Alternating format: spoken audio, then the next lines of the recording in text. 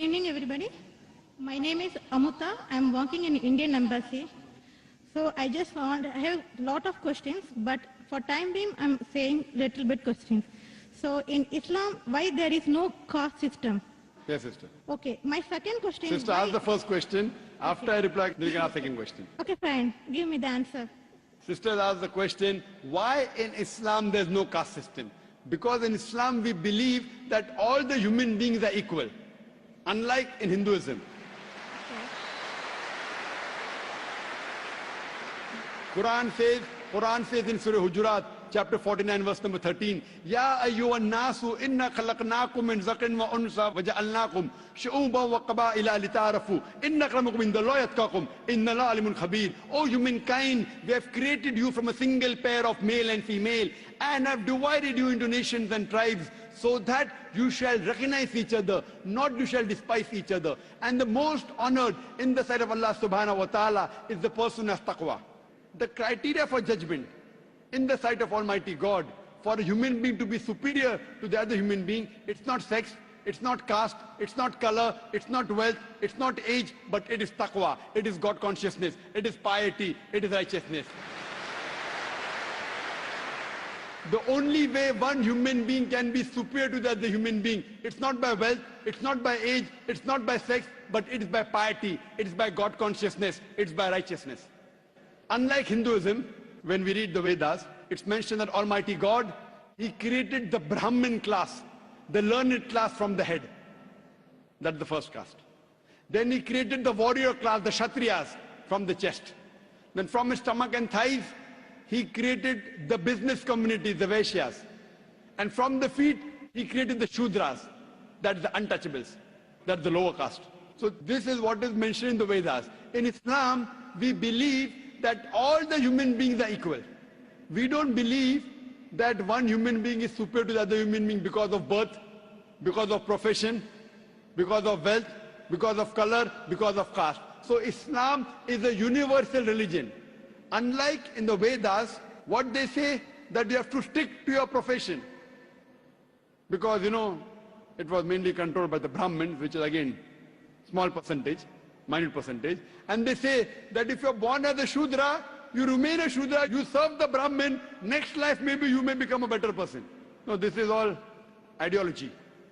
So that, they want to keep the low person will remain low, and the rich and the top people remain top. In Islam, we believe in equality. And Islam is a religion for all the human beings.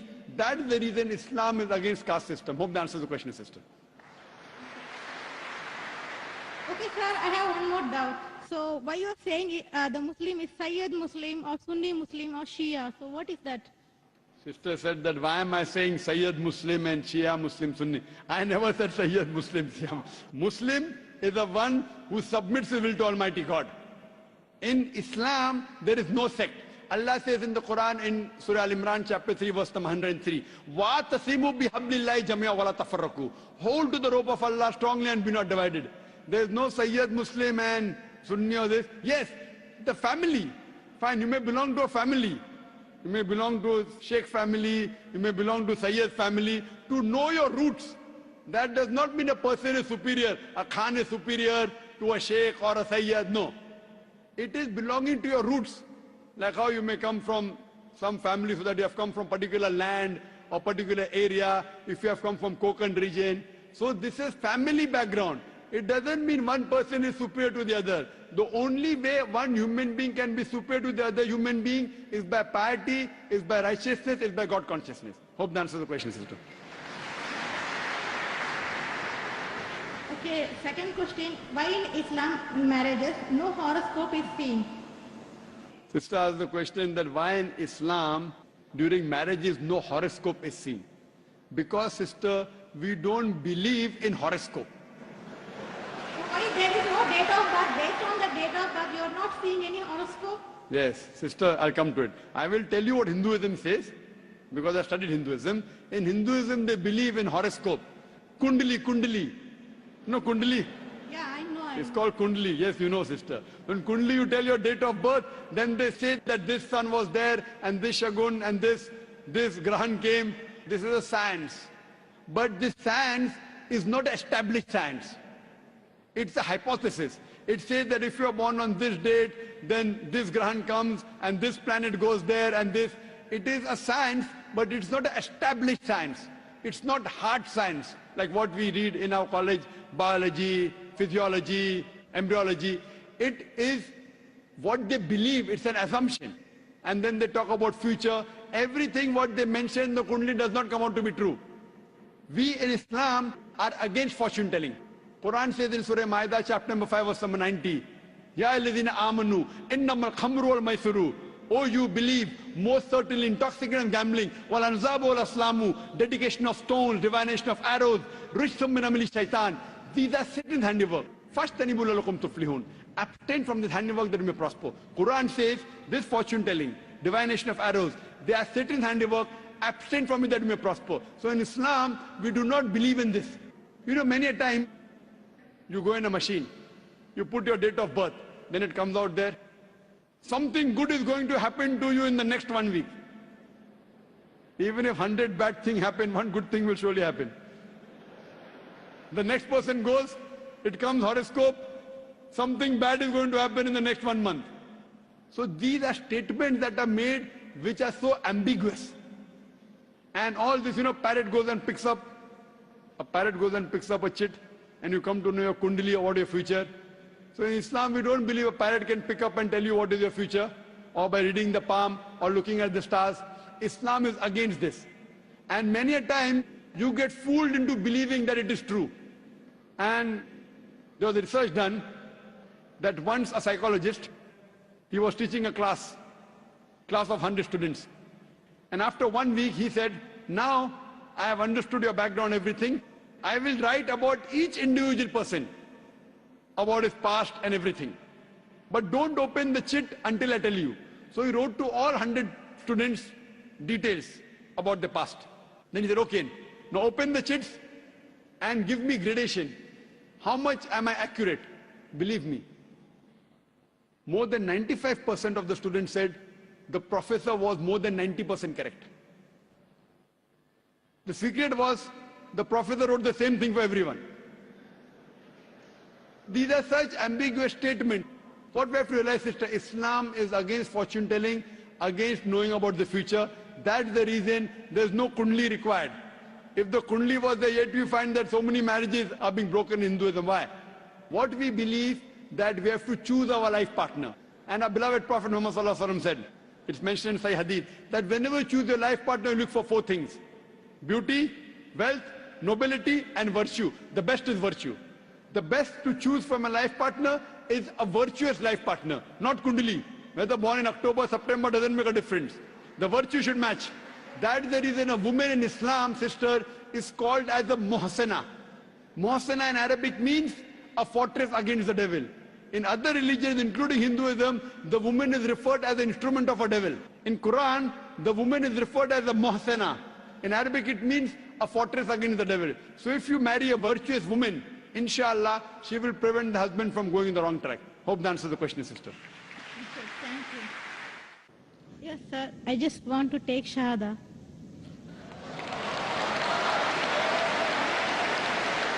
MashaAllah. The sister who asked the question earlier, and I believe you're a Hindu sister? Yeah, I'm Hindu. Yes, the sister who asked the earlier question, MashaAllah, Allah gave her hidayat and she wants to accept Islam. I want to ask you, sister, do you believe there is one God? Yeah, I believe in Do you one God. believe that Almighty God has got no images?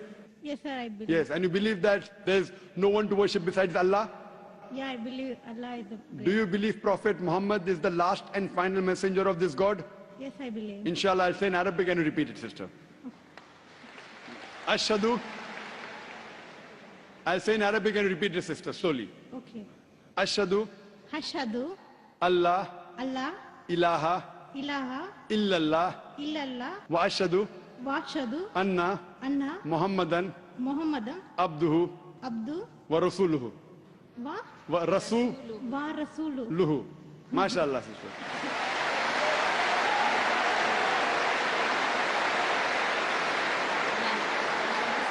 Sister, I'll just say the translation. I'll just mention the translation, sister. You just repeated the translation, which will be much more easier. I bear witness I bear witness I bear witness that that there is no God there is no God but Allah but Allah and Prophet Muhammad and Prophet Muhammad is is the messenger the messenger and servant of Almighty God.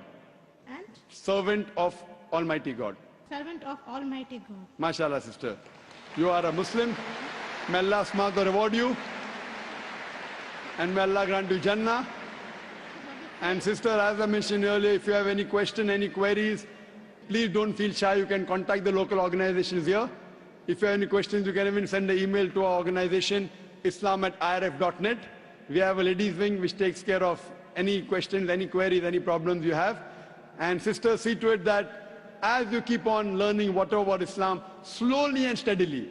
Main thing is Iman, believing. The practice keeps on coming slowly and steadily. Whatever you learn, you can ask questions, you can keep on following, and slowly, inshallah, you can keep on following all the tenets of Islam. Thank you very much, sister. Sir, is there any organization which can teach me how to pray, how to do all the things? I'm sure there is an organization, Darul Bir. The organization I know in Dubai, Darul Bir. I'm sure there are lady organizations. And I think there's Sister Yasmin, who is the wife of my friend Brother Najmuddin. Surely Sister Yasmin would be somewhere in the ladies wing. They have a ladies organization. You can contact the volunteer, and inshallah they'll help you out in teaching you how to pray, how to offer salah, and the other aspects of Islam. Thank you, sister.